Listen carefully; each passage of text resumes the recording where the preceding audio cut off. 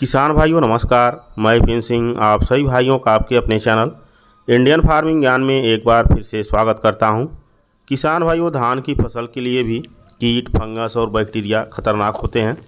धान में भी फंगस और बैक्टीरिया बीमारी आती है जो जड़ से लेकर पत्ते तक को नुकसान पहुँचाती है। यहाँ तक कि बालियों पर भी फंगस का अटैक होता है। हल्दी बीमारी से तो हर किसान परिचित हैं।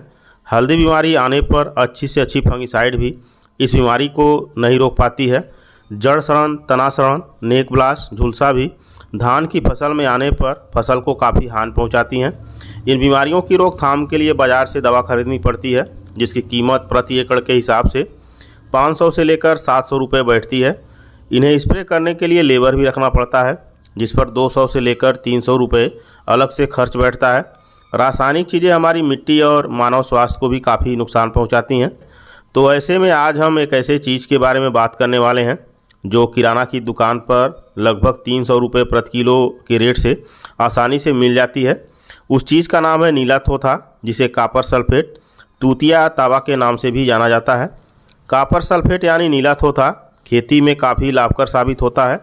इसके उपयोग से पौधे की जड़ें स्वस्थ हो जाती हैं।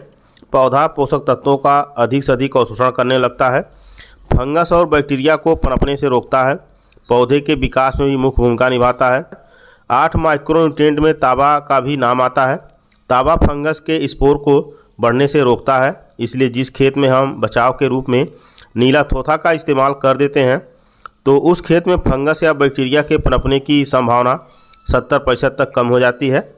यह बीमारी आने के बाद उतना कारगर नहीं होता है, बल्कि यदि बीमारी आने से पहले यदि नीला थोथा का इस्तेमाल कर दिया जाए तो फसल में बीमारी नहीं आएगी।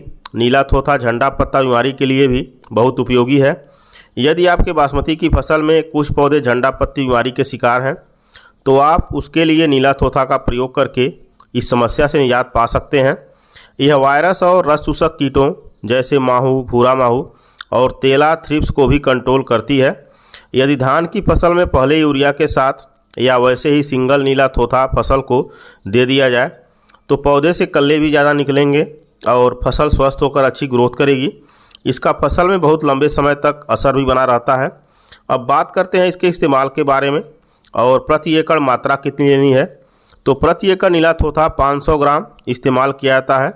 यदि फसल छोटी है तो मात्रा में थोड़ी कटौती कर सकते हैं। यदि फसल बड़ी है तो मात्रा में बढ़ोतरी भी कर सकते हैं। इसका इस्तेमाल फसल में किसी भी अवस्था में कर सकते हैं।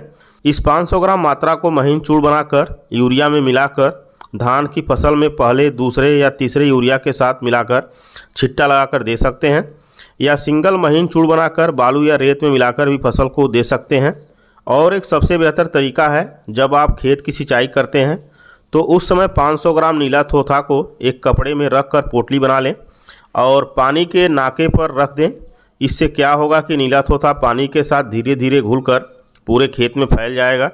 और यदि आपके पास कोई और अन्य तरीका है जिसे अपनाकर धान की फसल को दे सकते हैं तो बिल्कुल इस्तेमाल कर सकते हैं। किसान भाइयों, यदि आप अपनी धान की फसल में नीला थोथा या कॉपर सल्फेट का इस्तेमाल करते हैं तो इसका आपको बहुत बढ़िया लाभ मिलेगा।